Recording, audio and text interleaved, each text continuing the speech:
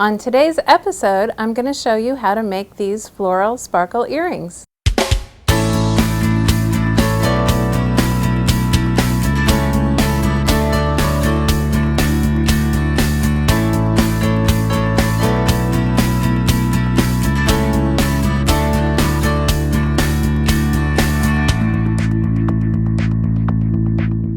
Today I'm starting with a clay squisher from Judykins. This has the Japan patterns on it, and I'm going to use this pattern in the corner here.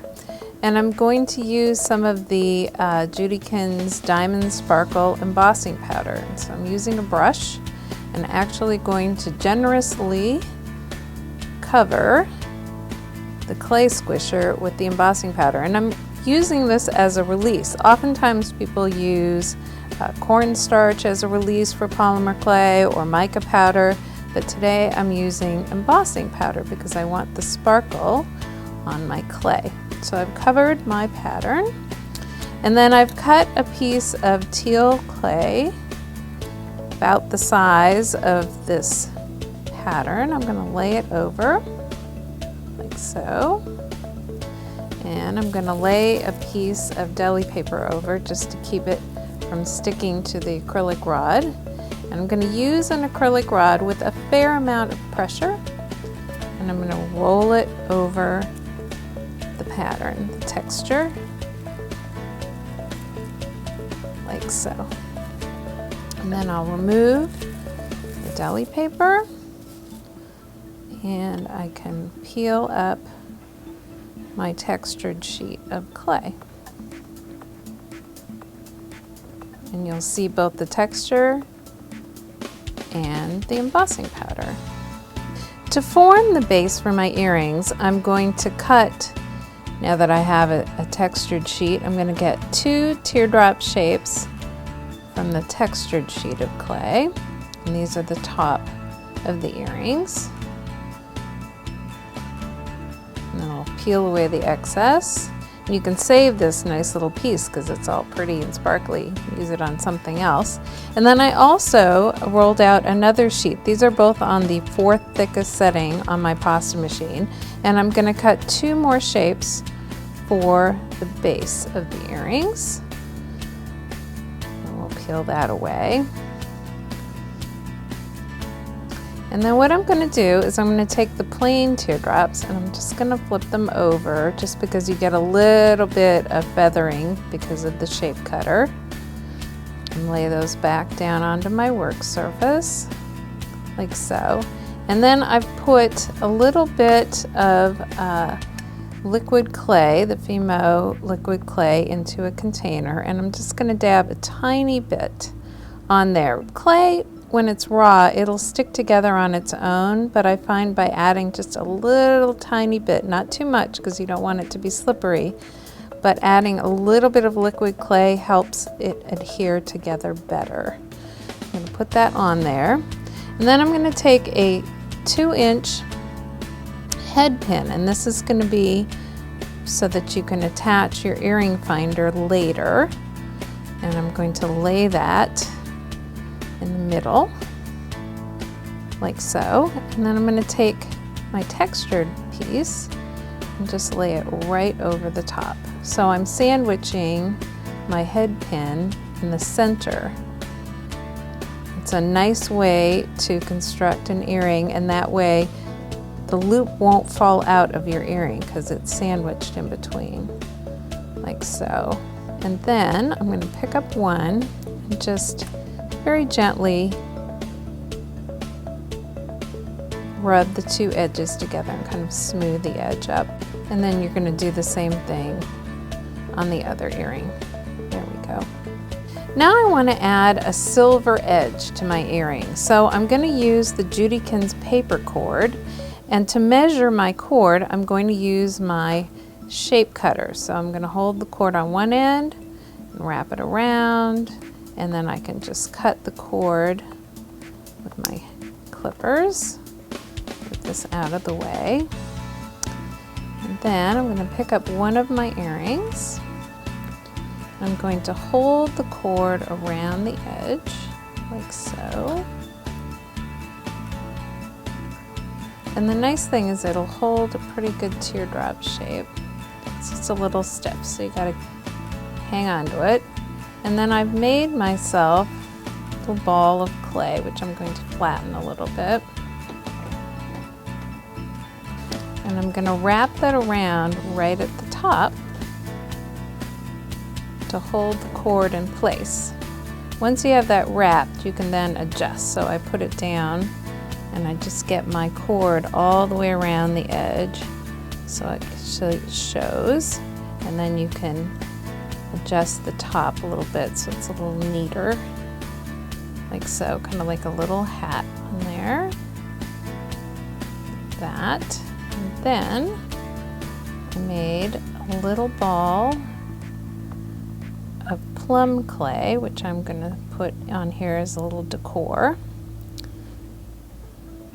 And I'm going to add a little bit of the Judykins translucent gold embossing powder on there and make a little decorative dot with my skewer.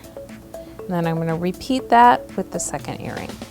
I have here some plum Fimo clay, which I've rolled out on the 6th thickest setting, so almost the thinnest setting on my pasta machine. And I also have from Crafter's Companion one of their die cut, this is for peonies, for petals, but I'm going to use it on clay instead of on paper. So I'm going to go ahead and press it on, and what I've found about these is they really are great about not sticking to the clay, so you don't really need a release. You can just press it directly onto the clay.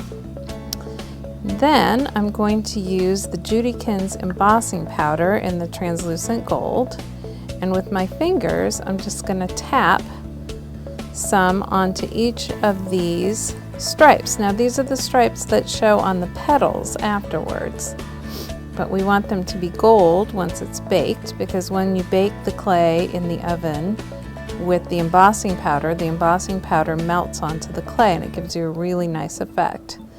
So I'm going to go along, and you're going to need 10 petals, so I'm going to do 10 of these.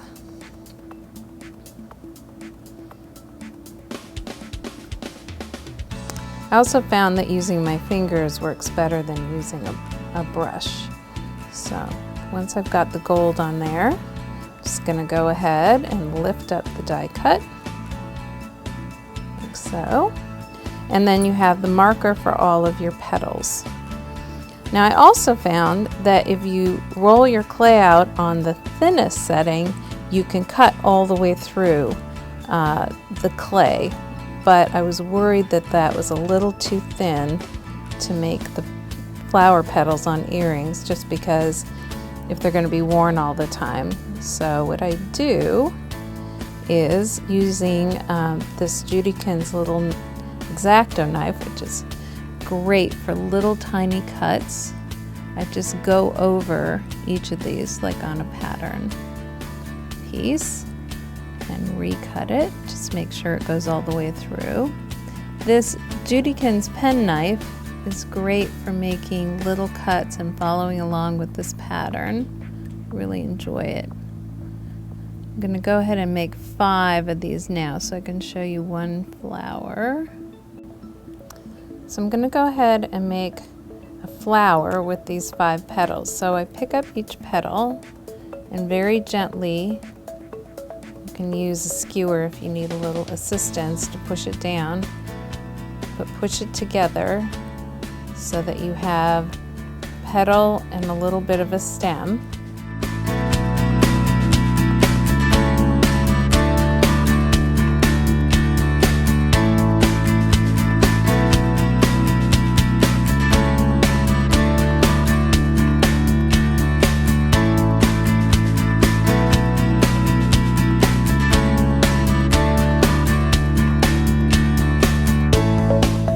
Then you want to make a little dent in the center and put a little ball of clay to form the center of the flower. Put that in there. And then I usually pick it up and just give it a little personality. Push my petals up like so. And you can put a little bit more embossing powder on the center. And there's your flower. Once you've baked your earring backs and your flowers, you're ready to put them together. The reason I bake them separately is so that we won't be squashing the flower when we assemble. So I'm going to take a little bit of liquid clay and put it on the back of my flower. It's a little much, and the front of my earring. I'm going to take a little bit off there. And then I've rolled a small ball of clay of the plum. Now this is raw clay, not baked clay. I'm going to put it on the back of the flower, and then I'm going to position the flower the way that you would like to have it on the front of the earring, and then gently adhere those together. And then you're going to, once you've done it with the other earring as well, you're going to put it back in the oven and bake it for another half an hour at 265. Once you've baked your earrings again for a second time, you're ready to add the earring binding. So I'm going to use chain nose pliers today. I know some people prefer round nose pliers. I'm self-taught, so I've done chain nose my entire jewelry career. So I'm going to bend the wire towards me and then walk it around into a loop. Add the earring binding and then close up my loop, like so. And then your earrings are complete. We hope you're enjoying our Get Fashionable series, sponsored by Crafter's Companion and Judykins. Please follow us on social media and sign up on our website, and you'll be entered to win one of our prize packages full of some of our favorite products. And as we always say, when creativity knocks, open the door.